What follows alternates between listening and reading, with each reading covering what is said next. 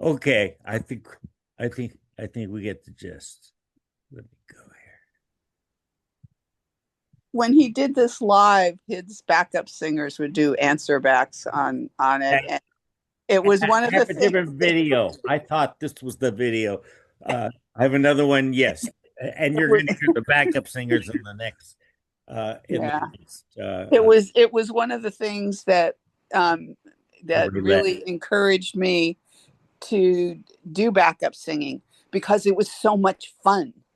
And when I heard them, and I could, I saw the clips of them on TV doing that, and I went, "That's fun," and it means I don't have to be in charge of anything. Sure. and and I spent years doing that. It was like, okay, I walk in, do the backups, go away. I mean, have fun, take my money, go away, and get to sleep at night. But it's like Sure. it. The power of the interaction that they had on stage was just the energy was so high. Well, I promise you, the other examples, you're going to have the Raelettes, and it, boy, in the movie, the the stuff with the background singers is a very important part of his story. So I'm sorry that's missing. But here you get to hear what a brilliant keyboard player he was. Oh gosh, yeah. And the fact that this then defined his style. This is how he broke through. This was on Atlantic, what he had, because he was on a smaller label, and Atlantic was wondering what to do with him, and they found this, and they said, "Okay, this is the formula we're going to work with," and then his career took off. Why was that song so successful? Um, there were so many elements of little hooks, like instrumental hooks, and um, uh, there was breathing space. There would be like this stoppage of the instruments and then just the voice, and then things would pick up. The intro itself started out slow, with just a little bit of instrumentation added and added and added. It does like this little roller coaster ride of that keeps your interest because you're always wondering what's going to happen next. And uh, that's something that we've seen throughout in this workshop or this discussion group is how important instrumental hooks are to a successful song. It's not just the music and lyrics, but it's also what's interspersed. And in this case, and you'll hear it much more when we get in uh, the backup singers. In this case, he went, what I'd say, they'd sing, yeah, but I'd say, we call and response. It's the preacher and congregation. It's right out of gospel. And here they did it with the horns as call and response. And Yeah, that, the call and response went as far back as the songs in the cotton fields with the right, keeping the rhythm back and forth on what they were doing and working. And then when after during the Reconstruction time, when more and more of the population started moving into the cities and they started adding instruments to it, they took that along with it and just refined it and made it even bigger. it's found in folk music all over the place. That's Mm-hmm. sure Africa, you had that calling. Yeah. Uh, and that's also found in European folk music. It's this is for music that is not written down, that has to be heard orally and in order to remember it. That's why it's music of the people. That's why these hooks are successful because uh, nobody buys sheet music anymore. Everything is done by ear.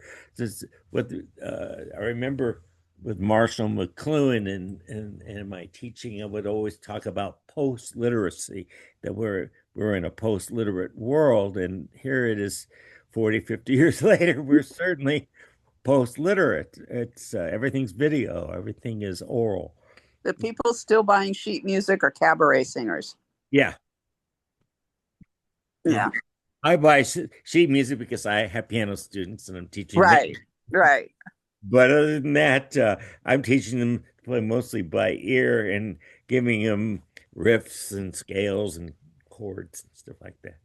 Um, but so that was an important part of that style. Um, Anything else about this?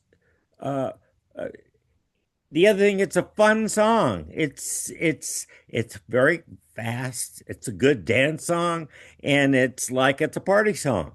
Makes you want to jump up and down. Yes. Now But that it also has a flavor of sort of sensual grittiness. yes, It's both fun and upbeat, Yeah. but at the same time, he's pulling that right into it as well. yes, he has the part of gospel. I agree with you, Susan. The he has the gospel uh, jubilation that you have in that gospel music that was in part of church because I used to go to all these gospel services downtown LA. I used to teach blues and gospel piano, and I get these students who play better than me, but they didn't know anything about music, and so I'm teaching them to read. I'm teaching them music theory. I say, "Can you play it again?" And I'm copying their lyrics.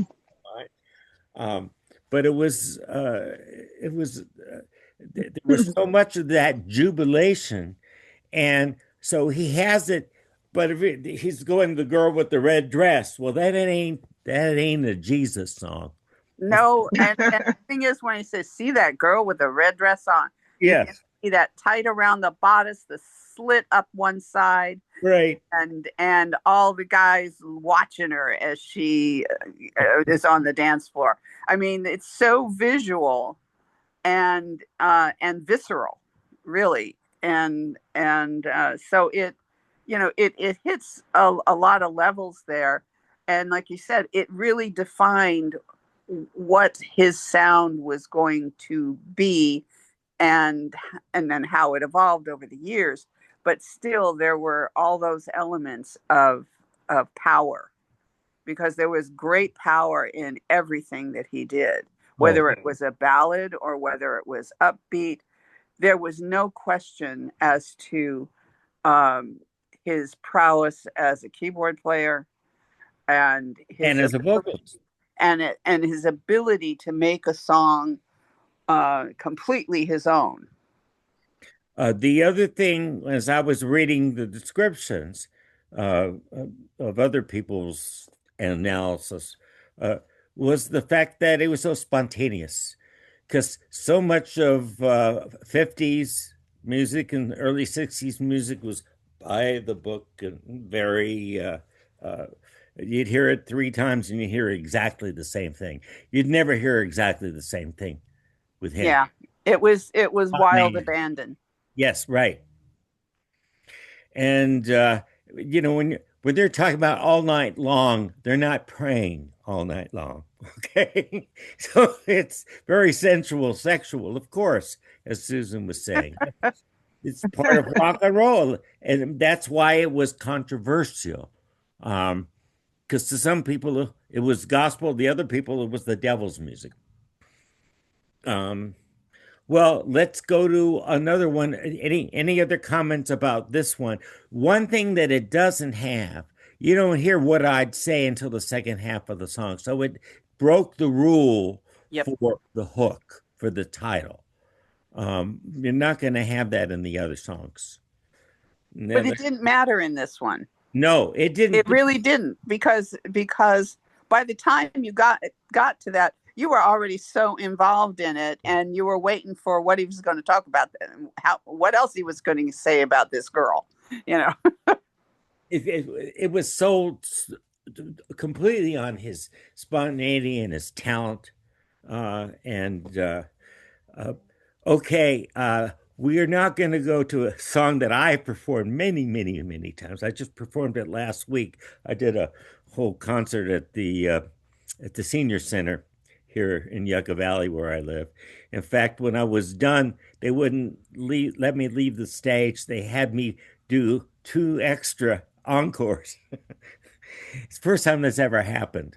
So, and it was because this jubilation, upbeat dancing had them doing. Seniors like to boogie too. So, this song is one of his classics.